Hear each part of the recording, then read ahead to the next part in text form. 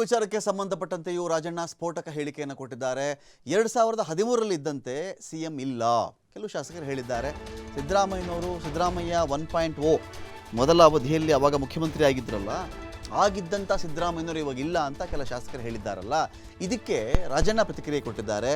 ಏನು ಮಾಡೋದು, ಶಕ್ತಿ ಕೇಂದ್ರಗಳು ಜಾಸ್ತಿ ಆಗ್ತಾ ಇವೆ, ಪವರ್ ಸೆಂಟರ್ಗಳು ತುಂಬ ಜಾಸ್ತಿ ಆಗಿಬಿಟ್ಟಿವೆ. 1, 2, 3 ಲೆಕ್ಕಕ್ಕೆ ಇರುವಷ್ಟು, ಲೆಕ್ಕಕ್ಕೆ ಸಿಗದಷ್ಟು ಪವರ್ ಸೆಂಟರ್ ಇವೆ ಅಂಥೇಳಿ ಬೆಂಗಳೂರಲ್ಲಿ ಸಹಕಾರ ಸಚಿವ ಕೆ ಎನ್ ರಾಜಣ್ಣ ಹೇಳಿಕೆ ಕೊಟ್ಟಿದ್ದಾರೆ. 2013ರಿಂದ 2018ರವರೆಗೆ ಒಂದೇ ಪವರ್ ಸೆಂಟರ್ ಇತ್ತು. ಆವಾಗ ಸಿದ್ದರಾಮಯ್ಯ ಅಷ್ಟೇ. ಆದರೆ ಈಗ ಬಹಳಷ್ಟು ಪವರ್ ಸೆಂಟರ್ಗಳಾಗಿರೋ ಕಾರಣದಿಂದಾಗಿ ಈ ಥರದೆಲ್ಲ ನಡೀತಾ ಇದೆ. ಸಿದ್ದರಾಮಯ್ಯನವ್ರು ಮೊದಲ ಥರ ಇಲ್ಲ, ಆವಾಗೊಮ್ಮೆ ಮುಖ್ಯಮಂತ್ರಿ ಆಗಿದ್ರಲ್ಲ ಆ ಥರ ಇಲ್ಲ ಅನ್ನೋ ಹೇಳಿಕೆಗೆ ಆವಾಗ ಅವರೊಬ್ಬರೇ ಪವರ್ ಸೆಂಟರ್ ರೀ, ಈಗ ಬೇರೆ ಬೇರೆ ಆಗಿಬಿಟ್ಟಿದೆ, ಏನು ಮಾಡೋದು. ಸಿದ್ದರಾಮಯ್ಯ ಅವರಿಗೆ ಆಗ ಯಾವುದೇ ಥರದ ಒತ್ತಡ ಇರಲಿಲ್ಲ. ಈಗ ಪವರ್ ಸೆಂಟರ್ಗಳ ಸಂಖ್ಯೆ ಜಾಸ್ತಿ ಇದೆ, ಜಂಜಾಟ ಕೂಡ ಜಾಸ್ತಿ ಅಂಥೇಳಿ ಪರೋಕ್ಷವಾಗಿ ಸಿಎಂ ಮೇಲೆ ಒತ್ತಡ ಇದೆ ಅನ್ನೋ ಒಂದು ಮಾತನ್ನು ರಾಜಣ್ಣ ಹೇಳಿದ್ದಾರೆ. ಈಗ ಏನಾಗಿದೆ, ಕಾಂಗ್ರೆಸ್ ಅಲ್ಲಿ ಪವರ್ ಸೆಂಟರ್ಗಳು ಜಾಸ್ತಿ ಇದಾವೆ, ಗೊತ್ತಾಯ್ತಾ. ಮೊದಲು 13ರಿಂದ 18ರಲ್ಲಿ ಪವರ್ ಸೆಂಟರ್ ಒಂದೇ ಇದ್ದಿದ್ದು. ಈಗ ಪವರ್ ಸೆಂಟರ್ಸ್ಗಳು ಜಾಸ್ತಿ ಇದಾವೆ, 1, 2, 3 ಎಷ್ಟು ಬೇಕಾದ್ರೂ ಹೇಳ್ಕೋಬಹುದು. ಈ ಪವರ್ ಸೆಂಟರ್ಗಳು ಜಾಸ್ತಿ ಇದ್ದಾಗ ಜಂಜಾಟನೂ ಜಾಸ್ತಿ ಆಗ್ತದೆ. ಆ ಹಿನ್ನೆಲೆಯಲ್ಲಿ ಅವರು ಕೂಡ ಆ ಒಂದು ಪರಿಸ್ಥಿತಿಗೆ ಅನುಗುಣವಾಗಿ ಅವರು ಸರ್ಕಾರವನ್ನ ಪಕ್ಷವನ್ನ ನಡೆಸಬೇಕಾಗ್ತದೆ. ಅದು ಅವ್ರಿಗೆ ಆಗ್ತಕ್ಕಂಥ ಅನುಭವ ಇರಬಹುದು. 13, 18 ಸಿದ್ದರಾಮಯ್ಯನ ನಾವು ನೋಡ್ತಾ ಇಲ್ಲ ಅಂತ ಹೇಳಿ ನೀವು ಹೇಳ್ಬೋದು. ಅದು ಬಹುತೇಕ ಜನರ ಅಭಿಪ್ರಾಯನೂ ಕೂಡ ಅದಿದೆ. Thank you. ಪವರ್ ಸೆಂಟರ್ ಆಗಿದೆಯಲ್ಲ, ಬಹಳಷ್ಟು ಇದಾವೆ. ಬಿಡಿಸ್ಕೊಳ್ಳೋಕೆ ಇದೀಗ ಸ್ವಾಮಿ ಇದ್ದಾರೆ. ಸ್ವಾಮಿ, ರಾಜಣ್ಣ ಅವರ ಮಾತು ನನಗೆ ಆಗಸ್ಟ್ ಸೆಪ್ಟೆಂಬರ್ ಆದಮೇಲೆ ಏನೋ ನಡೆಯುತ್ತೆ ಅಂತ ಒಂದು ಕಡೆ, ಪವರ್ ಸೆಂಟರ್ ಜಾಸ್ತಿ ಇದೆ ಅಂತ ಒಂದು ಕಡೆ. ಏನೋ ನಡೆಯುತ್ತೆ ಅಂದರೆ ಏನು ನಡೀಬೇಕು? ಎರಡೇ ವಿಚಾರ ದೊಡ್ಡ ಚರ್ಚೆಯಲ್ಲಿರೋದು. ಒಂದು, ಮುಖ್ಯಮಂತ್ರಿಗಳ ಬದಲಾವಣೆ ವಿಚಾರ. ಅದು ಹೈಕಮಾಂಡ್ ಸ್ಪಷ್ಟವಾಗಿ ಅನೇಕ ಬಾರಿ ಇದನ್ನು ತಳ್ಳಿ ಹಾಕಿದೆ. ಇನ್ನೊಂದು ಕಡೆ ಸಂಪುಟ ಪುನರಚನೆನ, ಸಂಪುಟ ವಿಸ್ತರಣೆನ ಅಂತ ಎರಡು ವಿಚಾರ ಇದೆ. ಇದ್ರ ಬಗ್ಗೆ ಸುಳಿವು ಏನಾದರೂ ಕೊಟ್ಟಿದ್ದಾರೆ ರಾಜಣ್ಣ ಅಂತ?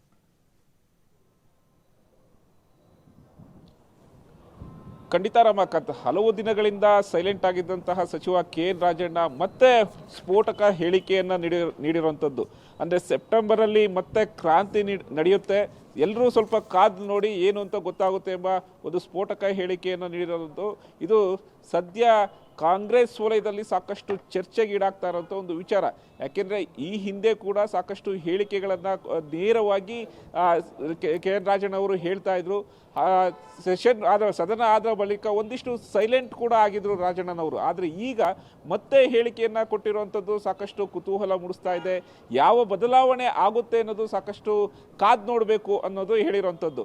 ಒಂದು ಕಡೆ ಈಗಾಗಲೇ ಸಿಎಂ ಬದಲಾವಣೆ ವಿಚಾರಕ್ಕೆ ಸಂಬಂಧಪಟ್ಟಂತೆ ಹೈಕಮಾಂಡ್ ನಾಯಕರೇ ಬ್ರೇಕ್ ಹಾಕ್ತಾ ಇದ್ದಾರೆ.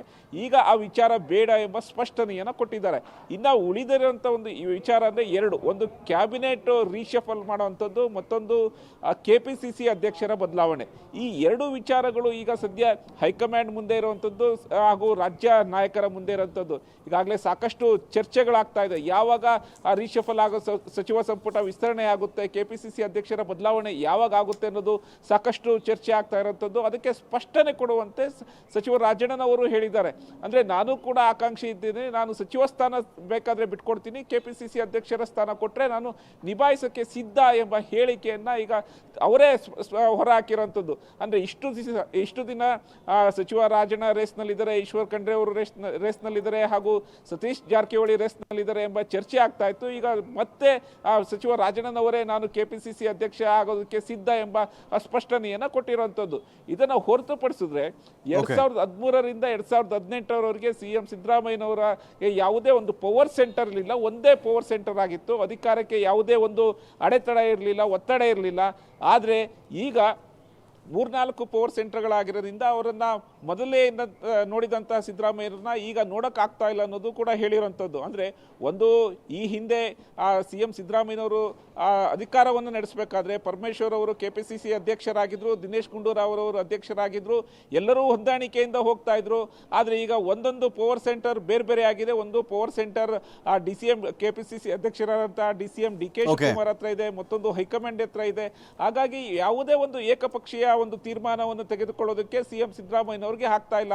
ಹಾಗಾಗಿ ಶಾಸಕರು ತಮ್ಮ ಹೇಳಿಕೆಗಳನ್ನು ಈ ರೀತಿ ಕೊಡ್ತಾ ಇದ್ದಾರೆ. ಇದು ಸ್ಪಷ್ಟ ಅನ್ನೋದು ಒಪ್ಕೊಂಡಿದ್ದಾರೆ. ಅಂದ್ರೆ ಸೆಪ್ಟೆಂಬರ್ಗೆ ನಡೆಯುವ ಒಂದು ಕ್ರಾಂತಿ ಈಗ ಸಾಕಷ್ಟು ದಿನಗಳಿಂದ ಚರ್ಚೆ ಆಗ್ತಾ ಇತ್ತು. ಈಗ ಮತ್ತೆ ಮುನ್ನೆಲೆಗೆ ಬಂದಿರೋದು